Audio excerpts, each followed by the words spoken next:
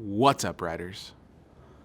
Last time we talked about how we could add some BAM right into our essays by making sure that our evidence really is precise and connected to the reason and point we're trying to support. When we were doing that work, I realized something very important about us in our class. Our ability to make quotes work for us and set them up correctly and include source information correctly is just not there yet. And maybe that's because you didn't learn it before, or maybe it's because we forgot it. Either way, today we're going to do a quick checkup and make sure that we know the little details on how we should be adding quotes and make sure that our source information is shown correctly to our readers. Let's check it out.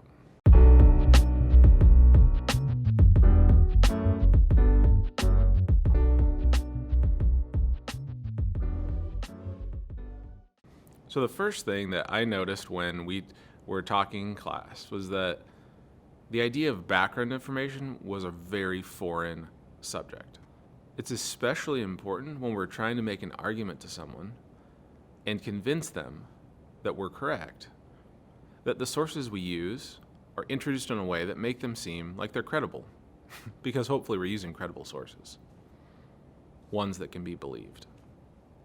So we'll do that right now when we look at an example of how we could include some background information or context to make sure that when we read this, we get the feeling like, oh, this person knows what they're talking about. So here's the example up on our screen.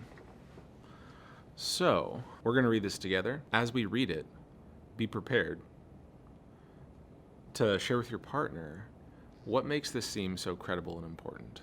What makes this something that we feel like we could believe? Jacqueline Stenson, an MSNBC contributor, argues that kids who are pushed too hard during sports can burn out. As she argues, not only are these youngsters at risk for emotional burnout, they may also develop injuries that plague them for a lifetime. Some will turn to steroids or other performance-enhancing substances to try to gain an edge. Stenson, 2004. So quick, we're going to pause. Share with your partners. What is it that you noticed?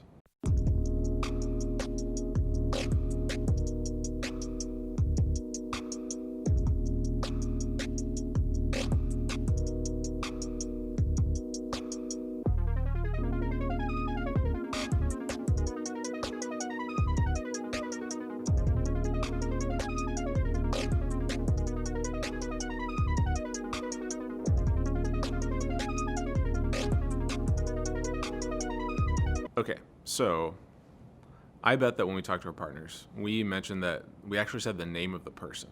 Okay, we gave credit to that person. The person being Stenson. This person is the source. In addition, we said why this source should be believed, that they're an MSNBC contributor, which is a news organization. They contribute to someone who works for the news. Or they contribute to a news organization, and therefore they're trusted as an expert by a national news company. Now, obviously, in today's day and age, we do have to dig a little bit deeper than that, but that's a really good start. Just because it comes from a news organization doesn't always mean that it's for sure. And we do want to dig a little deeper to make sure that what's being said probably comes from some article they're talking about, but for now, that's good enough. Now, there are some other things that we need to consider as far as how to make quotes work for us. And again, we've got another chart over here to the side. So the first thing is transitions. We are, I'm sure, familiar with for example.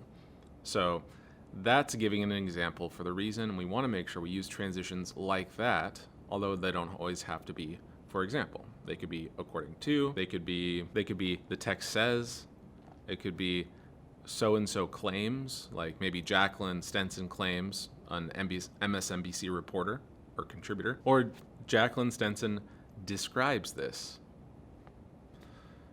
Make sure that we use some variety in those transitions. We gave the context and background like we see there.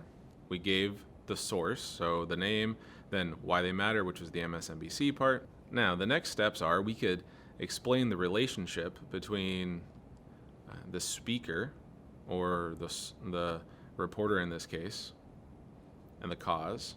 So, for example, if we're including a parent talking about their son or daughter's relationship to sports or their experience with it, we would want to describe that and not just say this person or parent or whatever. This is especially relevant when they're an activist of some sort, because we want to make sure that we know if they come in with a bias, like that they are fighting against sports or maybe they are promoting sports. That would be really important to include that information. And before we get to the next one, I'm actually going to skip it. I'm going to say the transition part. So after we've done that evidence, that final part is analysis. So we explain how this works. We explain why the evidence is connected to the reason. And one of my favorites is this shows.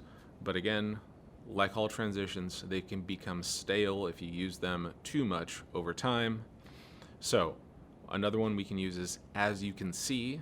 In other words, and I kind of like this, we're kind of saying like, you should have noticed why this matters. If you didn't, come on, but I guess I'll tell you.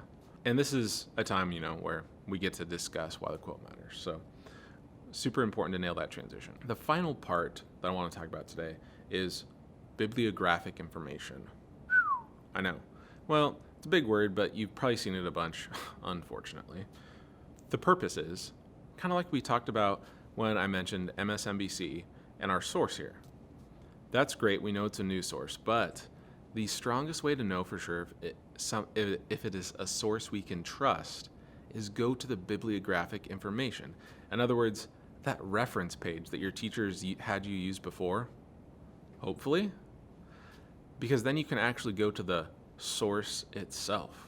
You can go find the article yourself.